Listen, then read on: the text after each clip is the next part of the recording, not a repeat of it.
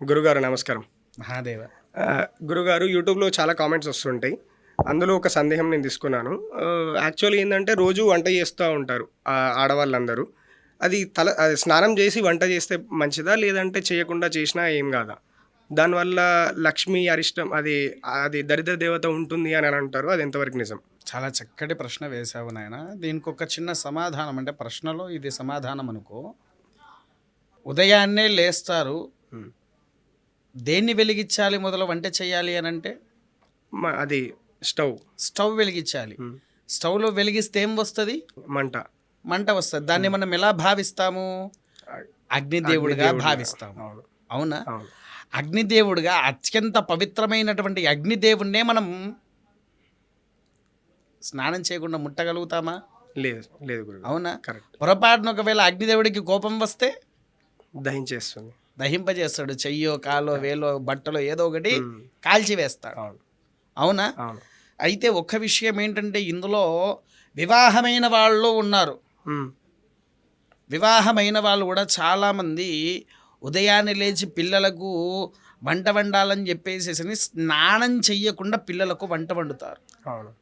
ఇక వివాహితులైన వాళ్ళు, వివాహం కాని వారు ఉదయం నుంచి రాత్రి వరకు ఏం చేశారో, ఎలా ఉంటారో అనేది మనం పూర్తిగా చెప్పకూడదు. కాబట్టి అవును. విన్నారా? అవును. కలయికల్లో ఉంటారు కూడా, కాబట్టి అందుకోసం దాన్ని పూర్తిగా చెప్పలేకుంటాం. కలయిక జరిగిన తర్వాత మనం పక్క బట్టలే మార్చాలి అని అంటారు. అవునా కాదా? అవునవును. పక్క బట్టలు మార్చాలన్నప్పుడు మనం అలానే ఉండి స్నానం చేయకుండా వంట వండితే ఇంటికి దరిద్రం అనేది ప్రారంభమవుతుంది.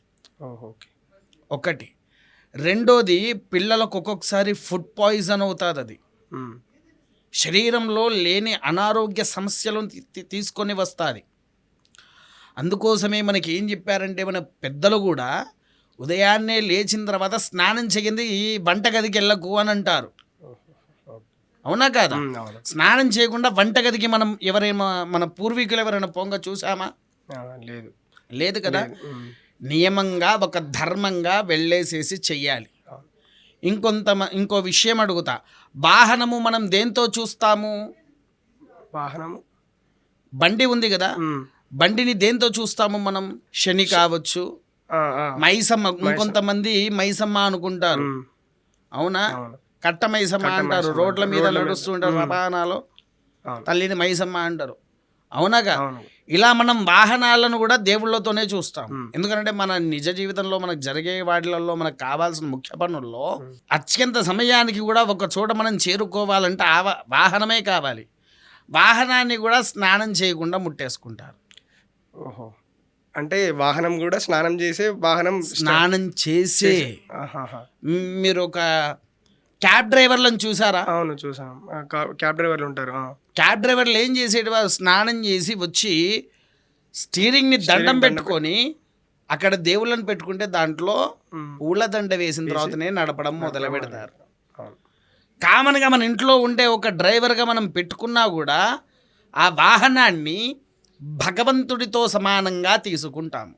అంటే మనం ప్రతిరోజు ఏదైనా పని చేయాలన్నా కానీ ఖచ్చితంగా పొద్దున్న లేవగానే ఖచ్చితంగా స్నానం చేసి ఏ పనైనా మొదలు పెట్టాలంటారు. ఖచ్చితంగా. అలా చేస్తే ఏమవుతుందనంటే, మనకి ఇంట్లోకి చెడు అనేటువంటిది రాదు, దరిద్రము అనేటువంటిది రాదు. పిల్లలు సకల సౌఖ్యంగా ఆరోగ్యవంతులుగా యోగాలతో విరధిల్లుతూ ఉంటారు. ఇందులో ఇంకొంతమంది వివాహం కాని వారు కూడా ఉంటారు. ఇక ఉదయం నుంచి రాత్రి వారు జాబ్ అని అటని ఇటని తెలిసి తెలియక రోడ్ల మీద ప్రయాణం చేస్తాము. ఇంకో విషయం ఏంటంటే, అంటు ముట్టు అనేది కాస్త ఉంటుంది. అంటే ఏంటో తెలుసా? నెలసరి ఉన్న ఆడవాళ్ళు కానివ్వండి, లేదా మన వీళ్ళే ఎవరైనా మరణించే వాళ్ళు ఉంటారు. మనం తెలిసి తెలియక వాళ్ళని తాకుతాము. ఒక బస్సులో ప్రయాణం చేస్తున్నాము, వాళ్ళు కూడా ఎవరైనా ఉంటారు. అవునా? అది తీసుకువచ్చి మనం ఏం చేస్తున్నాము? ఇంట్లో కలిపేసుకుంటూ పోతున్నాము. వాస్తవానికి మీరు చూసారో చూడలేదో, కరోనా సమయంలో మీరు బయటికి వెళ్ళి రాగానే బట్టలు విప్పేసి అక్కడ పడేసి ఒళ్ళంతా శానిటైజర్ చేసుకొని ఇంట్లో అడుగు పెట్టారు. అవునా? ఎందుకోసమని? వైరస్ ఎక్కడ సోకుద్దా అని.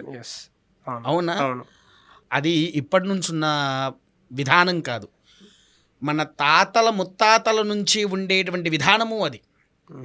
దానికి అర్థం కూడా ఏంటి అని అంటే, మనం ఒక్కసారి బయటికి వెళ్ళి ఇంటికి వచ్చాము అని అంటే ఆ బట్టలు పిండడానికి వేసి మనం స్నానం చేసేస్తే ఒంటి మీద ఉండేటువంటి దుర్వాసన దగ్గర నుంచి సంపూర్ణంగా నివారణ అవుతుంది. అంటే ఇప్పుడు మనం ఎప్పుడైనా బయటికి వెళ్ళినప్పుడు చేతులు కాళ్ళు కడుక్కొని రావడానికి అంటే అర్థం ఇందుకే అంటారేమో. ఇందుకే అంటారు, ఎందుకంటే చేతుల్లో కూడా తెలియని క్రిముల్స్ బ్యాక్టీరియాస్ అనేటువంటి ఫామ్ అవుతాయి. ఫామ్ అయినప్పుడు అలానే మనం తినలేం కదా, కనీసం మనం భోజనం చేయాలంటేనే చేతులు కడుగుతూ ఉంటాం. చేతులు కడుక్కోకుండా తింటే లేని బ్యాక్టీరియాస్ వస్తాయి, దానివల్ల మనమే కదా ఇబ్బంది పడేది. మన శరీరం, మన ఆరోగ్యం అన్ని రకాలుగా ఇబ్బందులు పడేది కూడా దీనివల్లనే కదా. అవునా? అందుకోసమే మన పూర్వీకులు ముందు నుంచి చెప్పింది ఏంటయ్యా అంటే, స్నానం చేసిన తర్వాతనే వంటగదికి వెళ్ళు. అవునా? కాకపోతే ఇదపూర్వంలో ఏంటి అంటే, నిప్పుని ఎక్కడ వాడేది అని అంటే స్నానం చెయ్యకముందు వేడి నీళ్ళ కోసం వాడేది. దాన్ని ఎక్కడ పెట్టేటువంటి వారు ఇంట్లో వంటగదిలో పెట్టలేదు, బయట ఆవరణలో అంటే పెరట్లో పెట్టుకునేది. కొంతమంది బాయిలర్లు పెట్టుకునేటువంటి వారు ఇత్తడితో తయారు చేసినవి. అవునా? తర్వాత హీటర్స్ రాను రాను గీజర్స్ అయిపోయినాయి. గీజర్లు లేని వాళ్ళు ఎక్కువగా చాలా తక్కువగా ఉంటున్నారు ఈ మధ్య. ఎవరింట్లో చూడండి హీటర్లు, స్టవ్, గీజర్లు. కొందరి ఇంట్లో ఇప్పుడు స్టవ్లు కూడా వాడుతున్నారు. ఇక ఇవి ఉండంగా మనకు బొగ్గుల పోయేదా పనేముంది? పని లేదు. అవునా? ప్లస్ అంత ప్లేస్ కూడా ఉండట్లేదు చేసుకోవాలంటే. ఇంకో విషయం చెప్తా, ఇదే విషయంలో ఒళ్ళు నొప్పులు ఉండే వాళ్ళు ఉంటారు. పూర్వంలో ఏం చేసేది, వావిలాకు అని ఉండేటువంటిది.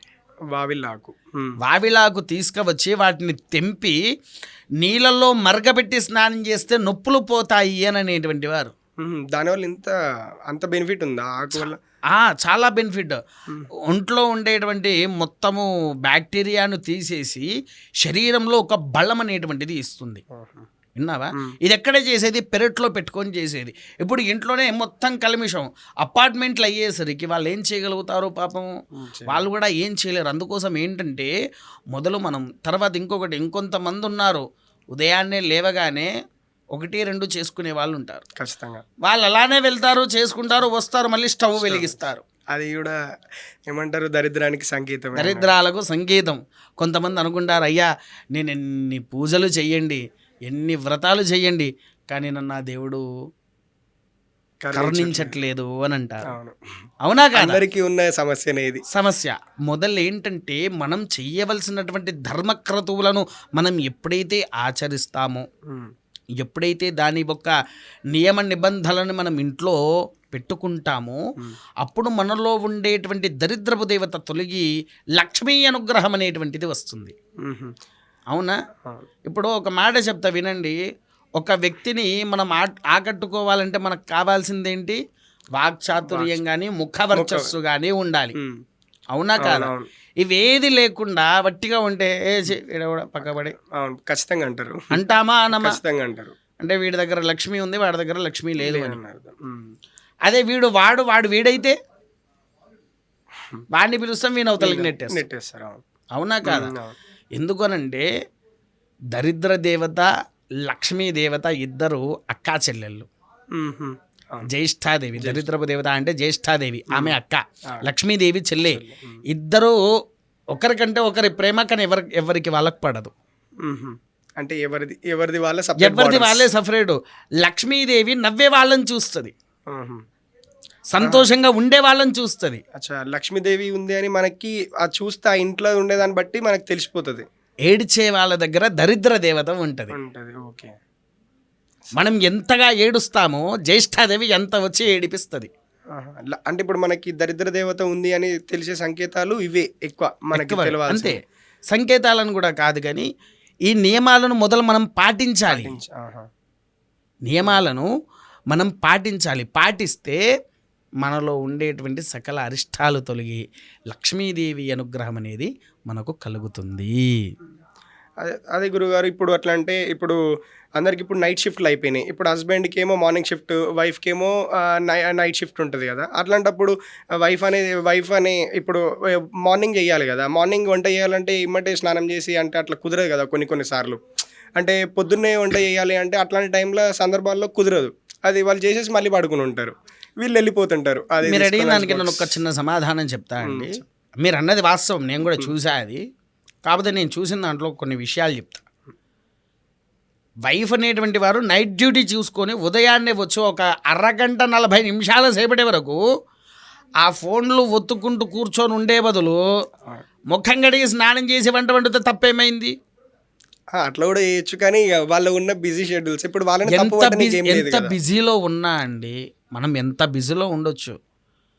వర్క్ అయిపోయిన తర్వాత ఇప్పుడు వంట వండిన తర్వాత ఇప్పుడు ఎలా అయినా 40 నిమిషాలు చూసిన తర్వాత ఆయన వంట వండుకుంటూ ఉండే బదులు 5 నిమిషాల్లో ముఖం కడిగి స్నానం చేయొచ్చు. అవును, చేయొచ్చు. అవునా? 5 నిమిషాల్లో ముఖం కడిగి స్నానం చేయొచ్చు. అది చేసేసుకొని ఆయనకు వంట వండేసి పెట్టేస్తే ఆయన దాన్ని మళ్ళీ బాక్స్లో పెట్టుకుంటారు, వెళ్తారు. అవునా? తర్వాత నువ్వు నిద్రపోవచ్చు కదా. నిద్రపోయే ముందు వెంటనే ఎవరికైనా పడుకున్న వాళ్ళు, కొంతమందికి పడుకున్న వెంటనే నిద్ర పట్టిన వాళ్ళు చాలా మంది ఉన్నారు. అవునా? చాలా మంది పడుకునేటప్పుడు కూడా ఫోన్ పక్కనే ఉండాలి. 1 కానీ రాత్రి 2 కానీ 3 కానీ మధ్య అది టైం కిల్ చేస్తూనే ఉంటుంది. ఒకటి చూసిన కొద్దీ కంటిన్యూస్ గా వస్తుంది. అదేదో ఆ ఫోన్ వాడకుండా వీళ్ళు ఈ ధర్మాన్ని పాటిస్తే, ఈయన దీపం వెలిగిస్తే లక్ష్మీదేవి వాళ్ళ ఇంట్లోనే కదా ఉండేది. ఇంట్లో భార్య వెలిగించడం కంటే ఒక మగవాడు దీపం వెలిగిస్తే కుటుంబానికి మొత్తము విజయం అనేది కలుగుతుంది. నిత్య దీపం అంటే ఆడవారి కంటే మగవారు ముట్టిస్తేనే, మగవాడు పెడితేనే ఫలితం ఉంటుంది. ఆడవారు పెడితే కేవలం తన మంగళసూత్రానికి బలం రావడానికి కోసమే కోరుకుంటాది. అదే మగవాడు పెట్టుకుంటే ఇంటిల్లిపాది భార్య పిల్లలతో సహా సకల సౌఖ్యాలతో ఉంటారు. అంటే ఈ కార్యక్రమం ఎక్కువ మగవారు చేస్తేనే ఇంటికి విజయం అనేటువంటిది వర్తిస్తుంది, వరించుతుంది.